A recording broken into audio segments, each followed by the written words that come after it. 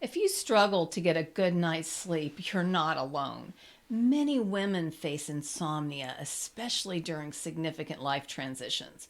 What if I told you that understanding the root causes behind your sleepless nights could restore sound sleep? In this video, I'll connect the dots between hormonal changes, stress, and midlife anxiety to show you how they directly impact your sleep. We'll go beyond temporary fixes to explore deep, sustainable strategies to treat insomnia. Let's get to the bottom of what's really keeping you up at night. If you're new here, I'm Dr. Gayla Gorman, a licensed acupuncturist, naturopath, and the author of What's Your Kryptonite? On this channel, I'm here to help you reverse the effects of chronic stress so that you can cruise through midlife and beyond symptom-free, so that you can put an end to insomnia and the unwanted results like chronic fatigue, mood swings, and even weight gain. Let's discuss what actually causes insomnia. If you're a woman in midlife, you know that your hormones are shifting, and you may even consulted with Dr. Google and know that there is a correlation between your shifting hormones and sleep disturbance. I just want you to know that there are some things you can do that will ease this transition in midlife. And just because your hormones are shifting does not mean that you have to have a really bumpy ride. This bumpy ride that many women have through menopause is directly related to their degree of adrenal fatigue.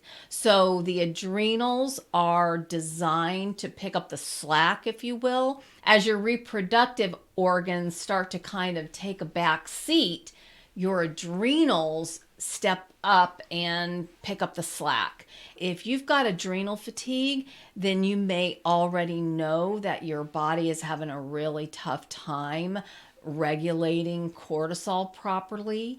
And when this is already happening, then with the increased demands of menopause transition, there's just nothing for your adrenals to donate. And so some of these other hormone disruptions can really impact other systems. One of the things people often turn to is natural remedies like melatonin for restoring sleep.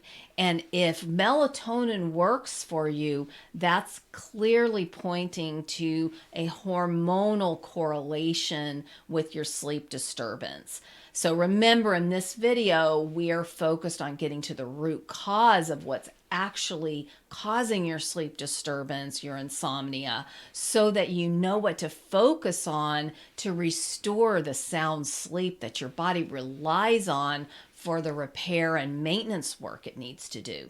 One of the other things that tends to have women losing sleep is overthinking and just the anxiety that often comes with literally having too many loose ends and too many things on your to-do list that have been piling up, or maybe they didn't even make it to the to-do list, which just really leaves open loops that your mind is trying to manage. So if overthinking is your problem, then the solution has to be different. As you can see, we need to understand what the root cause is of your insomnia, because if you are speaking with somebody and they say you can solve it with hormones and it's really due to overthinking and some stress and anxiety you've got going on, then that is not really going to solve the problem. Or if you've already got adrenal fatigue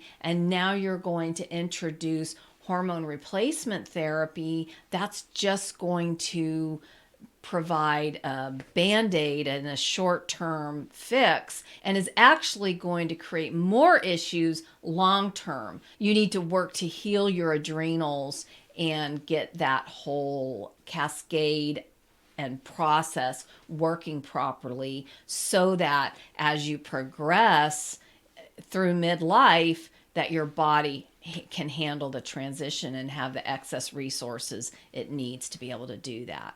There are several types of insomnia that it's helpful to understand. There is primary insomnia and there's also secondary insomnia. So primary insomnia is just insomnia that basically has no readily identifiable cause. Secondary insomnia is typically caused by some factor that is optional. So let's say medication, for example. If you're taking a medication with a known side effect of sleep disturbance, then it's no surprise if you're dealing with sleep disturbance.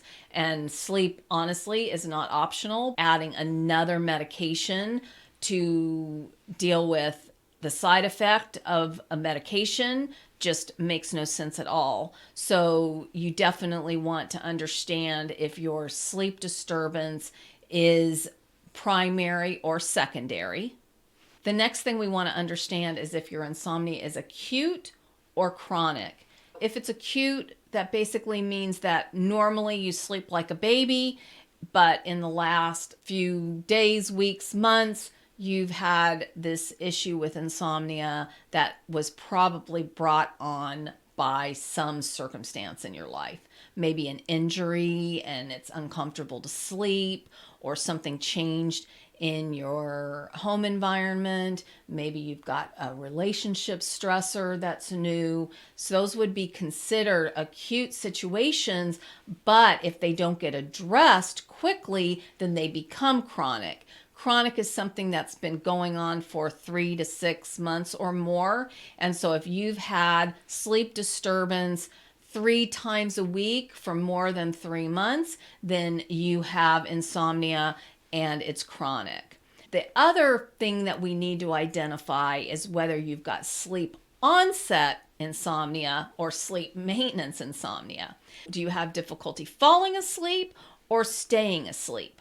So if you have difficulty falling asleep, then we know that that's probably related to a malfunction of your pineal gland and the amount of melatonin production that you have in your system when you're supposed to be falling asleep at night. This could be happening for a lot of reasons. Certainly, hormonal changes can be part of that, but if you're not managing those few hours leading up to sleep, it can also be dysregulating your melatonin production.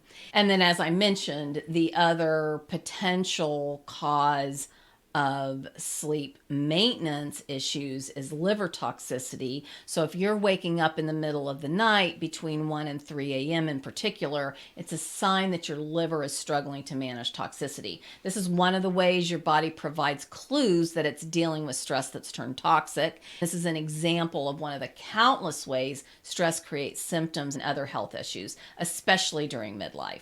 I created a video that shows you how to eliminate these symptoms naturally, so I'll tell you more about that later in this video, but make sure you hit the subscribe button too, because I share a lot of tips when it comes to dealing with stress that's become toxic. Relieving the nasty symptoms stress creates makes cruising through midlife a breeze. What can you do to sleep better naturally? I've mentioned a few things here as I've gone through this video, but I just want to really caution you that medication should be a last resort. And if you have to use medication, you should be using it with the idea that it will only be short term, which means that you're just buying yourself time to figure out what's really causing your sleep disturbance. Remember that medication isn't just prescription medication.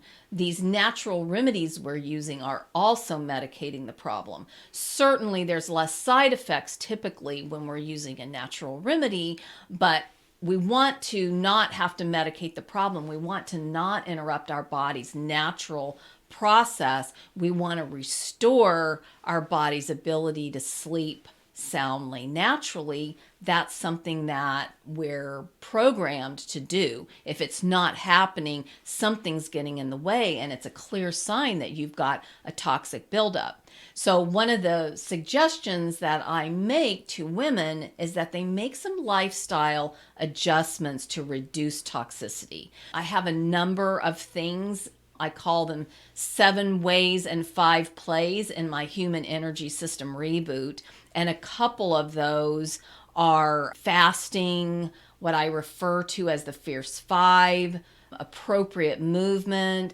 stress reduction. This is just a handful of the things that I recommend and that we use in our human energy system reboot. If you have more questions about how the reboot works, I've created other videos that will give you more information about that. The other thing too that we find often is that people just don't prioritize sleep. And I think it's our conditioning from maybe when we were younger, when we were in high school, college, maybe, even into our 30s. There was kind of a common saying, I'll sleep when I'm dead. You just basically pushed yourself and thought, my body will just sleep when it finally hits the wall. We might have recalled when you've seen a little one and do you need to take a nap? Are you tired? No, I'm not tired. And then the next thing you know, they're out like a light, right? So I think we just conditioned ourselves to think that if we really needed to sleep, that's the way it would happen. But then we've introduced all these things that disrupt that natural process to sort of artificially give ourselves a little more leeway to sleep when it's convenient. And so what ends up happening is that we're not prioritizing sleep. And, if you're not prioritizing sleep as if your life depended on it, just know that it will shorten your life. The sleep period is when your body does its repair and maintenance work. And so if you are not sleeping soundly, regularly, then there is a lot of deferred maintenance is the way I describe it. And so imagine what happens to a property or your car when the deferred maintenance accumulates. It gets to the point where it looks like I don't even know where to start. Where do we even start to reverse some of this damage that's been caused? And one of the ways that we do that is we start with a human energy system reboot. And, if you were dealing with your car, you'd come up with a similar kind of strategy. So just know that you do need to prioritize sleep. Sleep is critical for your overall health and well-being, and your life really does depend on it. If your best efforts to live a healthy lifestyle and do all the things you've been led to think are supposed to work aren't getting the job done, you may even be feeling like you take 2 steps forward and 3 back. In my next video, I'd like to show you how to manage the toxic stress that's sabotaging your efforts. You can eliminate the symptoms that seem to be piling up in midlife naturally without medication, crazy diets, intense exercise, or any other unsustainable lifestyle hack.